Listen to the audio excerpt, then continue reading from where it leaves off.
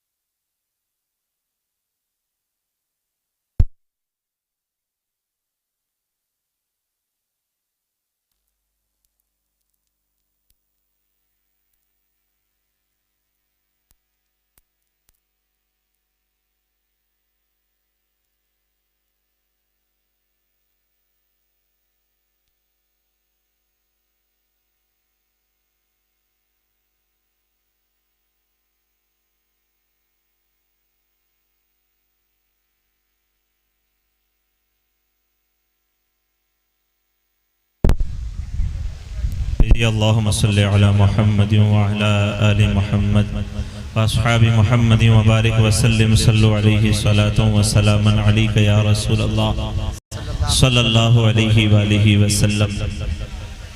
तवज्जो रखिएगा, जहाँ तक बात मैंने छोड़ी थी मैं मंजर आपकी नज़रों के सामने रखना चाहता हूँ और बताना चाहता हूँ कि नबी की आल से मोहब्बत करने वाले वो दुनिया में कैसा मुकाम हासिल कर जाते हैं और नबी की आल से दुश्मनी और बुग़्ज़ रखने वालों का हाल क्या होता है।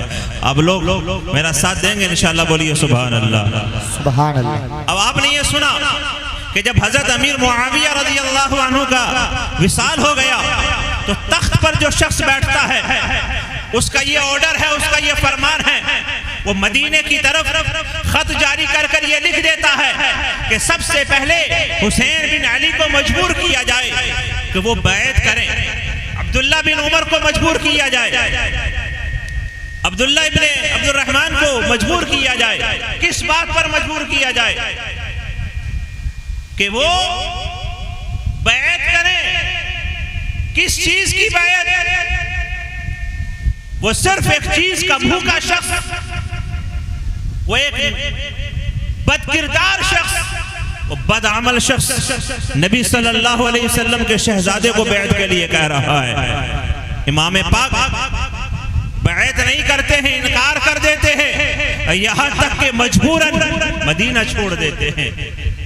इमाम हुसैन मक्का तशरीफ ले जाते हैं, लेकिन कुछ मोहब्बत रखने वालों के खुतूत, कुछ कूफियों की तरफ से भेजे हुए खत, उनमें बार बार ये इसरार हो रहा है आप तशरीफ लाएं, आप आ जाएं, हम आपके हाथ पर बैत करेंगे, हम यजीद पलीद की हाथ पर बैत नहीं करेंगे। इमाम हुसैन रज़ी अल्लाह ताला अन्हु मदीना छोड़ते हैं। मदीना, वो मदीना जिसके दीदार की तड़प हर एक मोमिन के दिल में होती है। हर एक मोमिन चाहता है कि एक लम्हा मदीने में मेरा गुजर जाए। जीना तो जर्द जीना, मरना भी मदीने में चाहता है, लेकिन वो मदीना छूट रहा है। वो मक्का छूटा और अय्याम हज में छूटा। 3 ज़िलहिज्जा है। याद रखिए सब मंजर।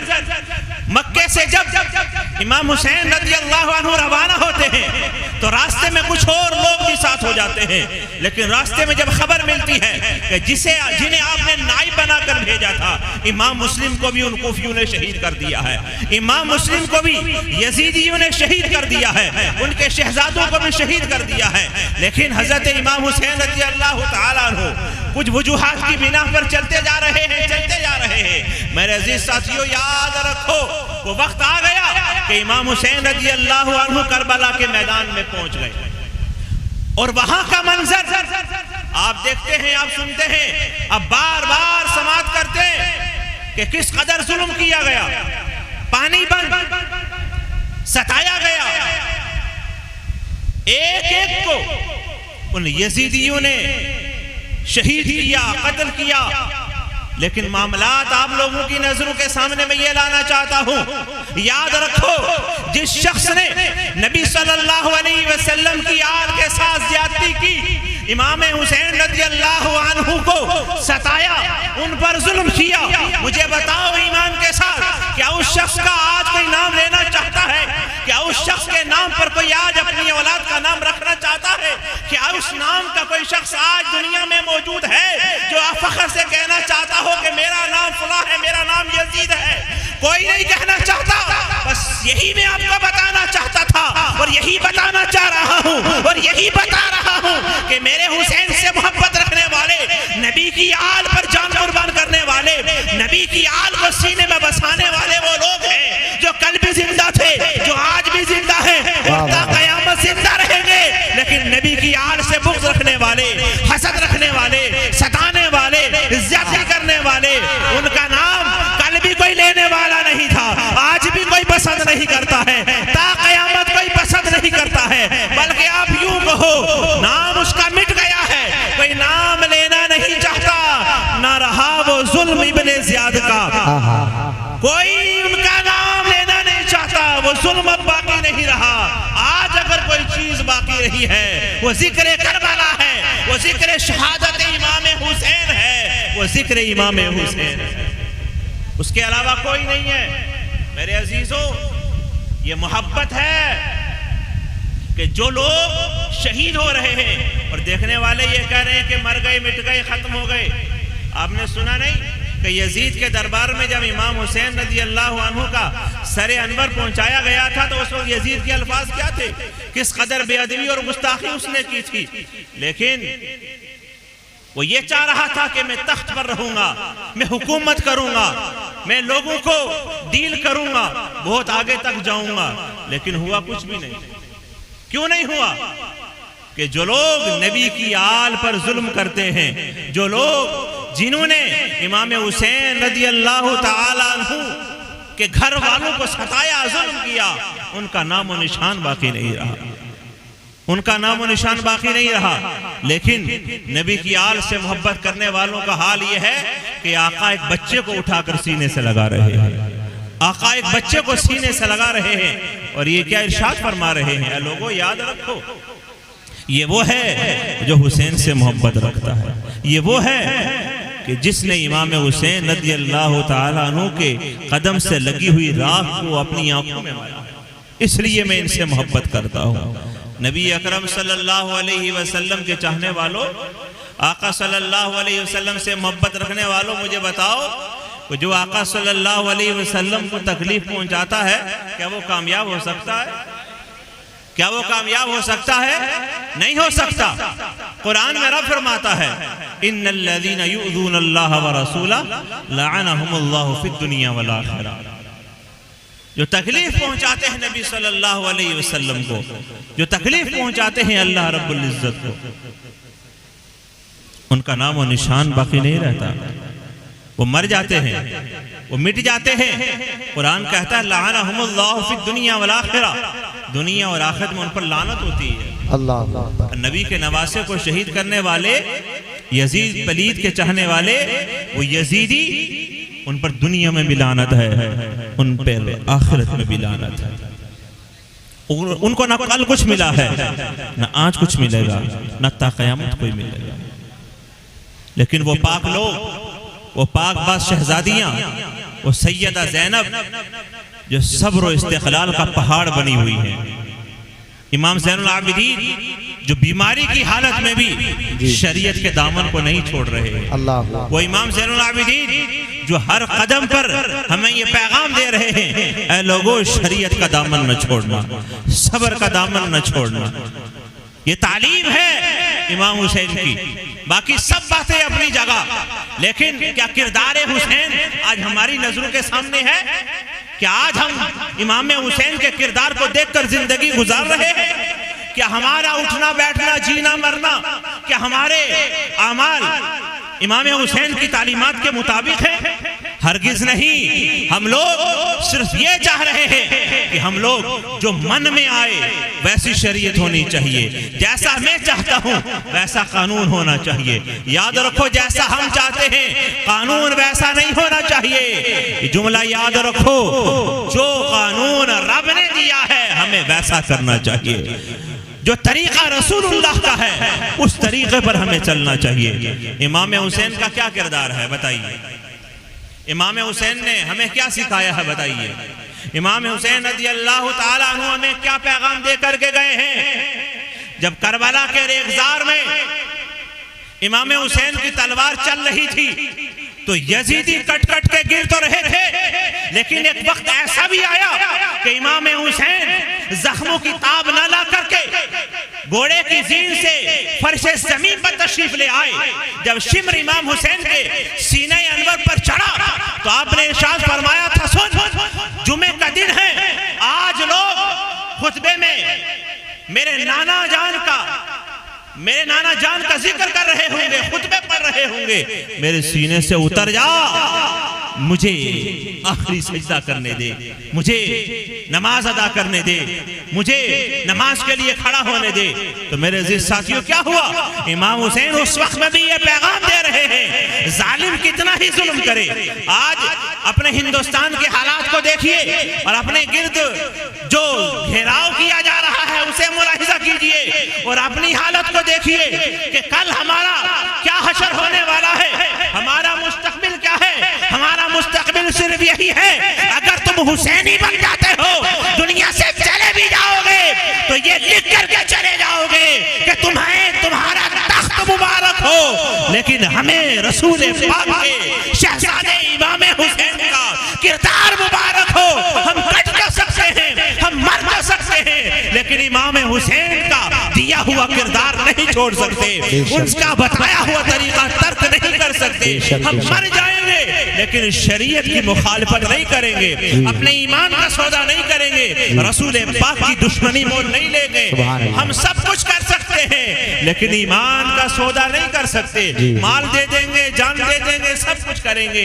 ये पैगाम याद रखिए और इस पैगाम को लेकर के आगे बढ़िए।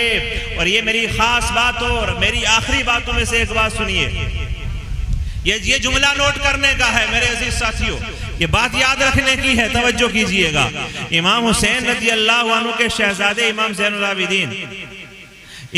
आबिदीन रज़ी अल्लाह अन्हु के शहजादे इमाम जाफर सादिक से पूछा गया कि ये बताइए, इमाम जाफर सादिक से पूछा जा रहा है, क्या बताइए कि मैं शरीयत की, अब लोग तशरीफ रखिए बराए मेहरबानी, देखिए मैं